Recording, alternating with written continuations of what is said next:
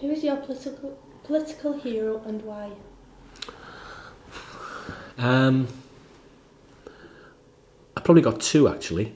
One is quite strange, and the other one you probably think, you know, because I'm a Lib Dem, is probably right anyway. My first one is David Lloyd George, because he was a passionate Welshman. I like to think I'm a passionate Welshman.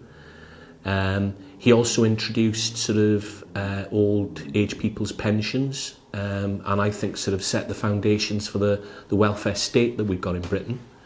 There were other things probably that he didn't do too well, but I think that's the sort of that's probably the role of the achievements of most politicians. There are some things that we do well, there are other things that perhaps we don't do as well as we should do, you know. And I think he's probably got a lot to answer for as far as what happened after the First World War and what happened in Northern Ireland. My second one is more local, to be honest. There was an MP in Wrexham in the 70s, and he was there until the mid-80s, called Tom Ellis. And when I was starting to get an interest in politics, I spent most of my time actually producing leaflets saying that he wasn't doing as well as I thought he should do, you know. And it was quite difficult because he was a Labour MP at the time, so it was part of the opposition thing with the Labour Party locally. And then, of course, he defected to the SDP. And, you know, if you're interested in history, the SDP and the Liberals started working together in the mid-80s. So I went from a situation of having to sort of say that he was the worst thing ever to actually supporting him. And I think he had quite a lot of guts, actually, locally, because he'd been a miner, he'd been a mine manager locally.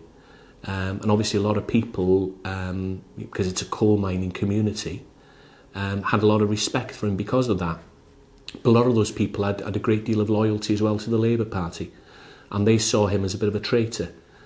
And he could have actually taken quite an easy life, really. I mean, he could have had a safe seat here for very many years, but he stood up for his principles, and he thought that he should actually, you know, move away from the Labour Party at the time. And for the first time in probably 20 years, he had to go knocking on doors again and asking people for their votes. And I got a lot of respect for him because of that, really. Even though he had people slamming doors in his faces and things because what he'd done. But he did it because he thought it was right at the time. And I can sort of, you know, I can appreciate that now.